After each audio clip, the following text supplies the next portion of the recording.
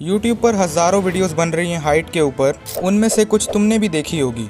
और इससे मुझे अपना पास्ट याद आता है कि कैसे मेरी हाइट 5 फीट पे अटक गई थी और मेरी हाइट अटकी थी अराउंड 2.5 सालों के लिए। ये बात है लॉकडाउन के टाइम की, जहाँ 2.5 सालों तक मेरी हाइट बिल्कुल भी नहीं बढ़ी, और अगर बढ़ी तो पता भी नहीं लगता था कि बढ़ी है या नहीं।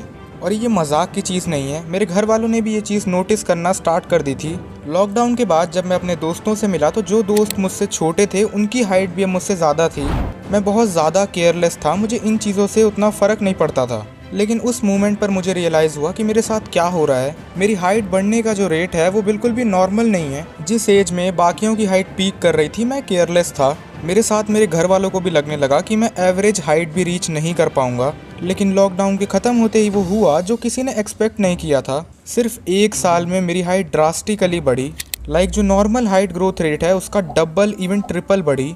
इवन दो मुझे रियलाइज़ होता था कि मेरी हाइट शायद दूसरों से छोटी है, लेकिन मैं कभी भी उस पर इतना इनसिक्योर हुआ ही नहीं कि मैं उस पर ध्यान दूं।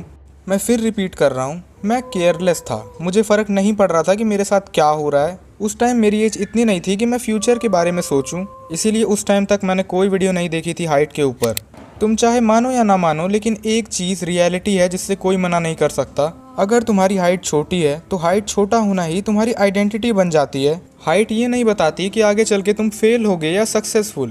तुम्हारे दिमाग में एग्जाम्पल भी आ रहे होंगे कि इसकी हाइट छोटी है, वो बहुत ज़्यादा सक्सेसफुल है। मैं मानता हूँ ऐसे बहुत लोग हैं जिनकी हाइट छोटी है लेकिन उनका नाम पूरी दुनिया जानती है।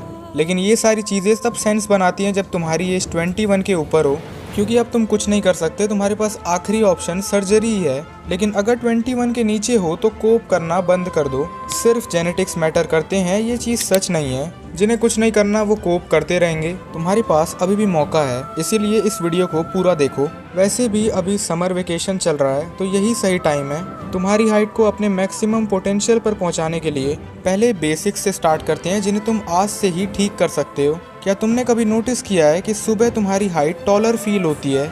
तुम्हारी हाइट में 2 से 3 इंच का फ़र्क आता है, और इसका रीज़न है ख़राब पोस्चर। सुबह तुम्हारी स्पाइन खुली हुई होती है क्योंकि रात भर तुम्हारी बॉडी रिलैक्स थी, इसीलिए हाइट में 2 से 3 इंच का डिफरेंस आता है। सिर्फ पोस्चर को सही करने से ही तुम्हारी हाइट में 2 से 3 सेंटीमीटर का डिफरेंस आ जाता है। सेकंड पॉइंट है पुअर न्यूट्रिशन। ये भी एक बहुत बड़ी गलती थी जो मैंने की थी। मैं खा तो रहा था लेकिन उसमें ज़्यादातर चीज़ें जंक फूड थी, ऐसी चीज़ें जो हाईली प्रोसेस्ड है और उनसे सिर्फ नेगेटिव इफेक्ट ही पड़ता है बॉडी पे।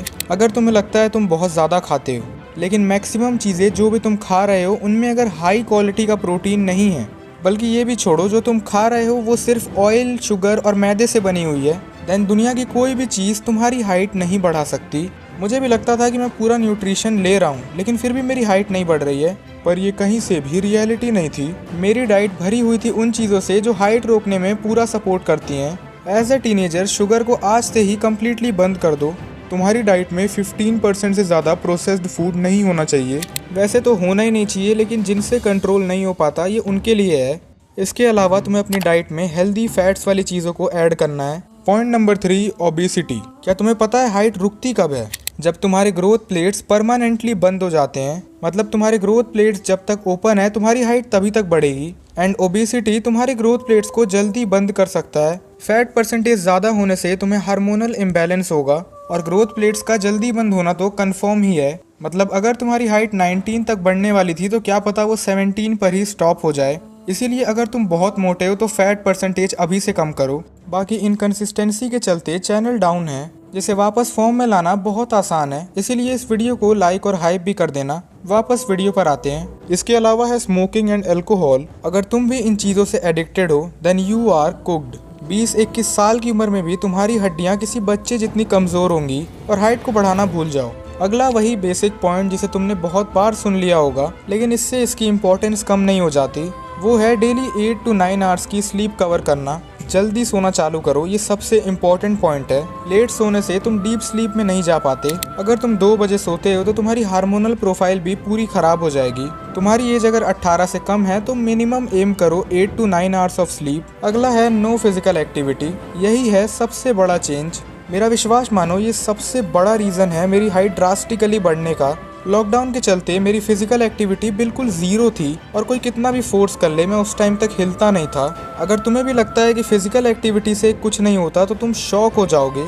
बट एक बार सीरियसली वर्कआउट प्लान फॉलो करके देखो। और यहाँ जो सबसे बढ़िया चीज़ अनजाने में मुझसे हुई वो था घर ही पर वर्कआउट करना। मैंने जिम की जगह कैलिस्थेनिक्स को चूज किया। सोचो, एक तरफ हैवी लिफ्टिंग से तुम्हें इंजरी हो सकती है और अगर तुम्हारी ग्रोथ प्लेट्स में इंजरी हुई तो तुम्हारी हाइट सच में ही रुक जाएगी। वहीं सोचो, अगर तुम अपने घर पर ही पुल अप बार से लटक रहे हो, पुशअप्स लगा रहे हो, स्क्वाट्स लगा रहे हो, मशीन्स की जगह अपनी बॉडी का यूज कर रहे हो। जब तुम पुल अप बार पर लटकते हो तो तुम्हारी स्पाइन खुलती है, जिससे तुम्हारा पोस्चर बढ़िया हो जाता है। तुम्हारी हाइट अपने आप लंबी लगने लगती है, सिर्फ और सिर्फ सही पोस्चर के कारण।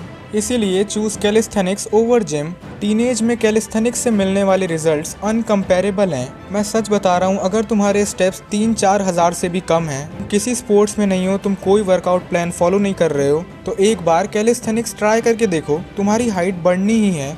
इसके अलावा अगर कोई स्पोर्ट रिकमेंड करना हो तो वो होगा बास्केटबॉल एंड फुटबॉल। अगला पॉइंट है हार्मोनल इम्बैलेंस। पहले तुम्हें ये जानना है कि हाइट इंक्रीज होती कैसे है। हाइट इंक्रीज होती है जब तुम्हारी बॉडी जीएच को प्रोड्यूस करती है। जीएच यानी ग्रोथ हार्मोन। हाइपोथैलेमस तुम्हारे ब्रेन को सिग्नल भेजता है और उस सिग्नल के मिलने पर तुम्हारा पिट्यूटरी ग्लैंड ग्रोथ हार्मोन को रिलीज करता है। तुम अपनी बॉडी को जितने रीजंस दोगे हाइट बढ़ाने के लिए, उतने ही चांसेस हैं कि तुम्हारी हाइट एक्चुअली बढ़ जाए। लेकिन रियलिटी में ग्रोथ हार्मोन अकेले पूरा काम नहीं करता है। ग्रोथ हार्मोन ट्रिगर करता है IGF-1 को, जिसका डायरेक्ट इम्पैक्ट तुम्हारी हाइट पर होता है। वैसे तो ये हार्मोन नेचुरली प्रोड्यूस्ड होता है, लेकिन रियलिटी ये है कि ये कई लोगों की बॉडी में उतना रिलीज नहीं हो रहा जितना होना चाहिए था, और इसीलिए वो अपनी पोटेंशियल हाइट को भी रीच नहीं कर पाते।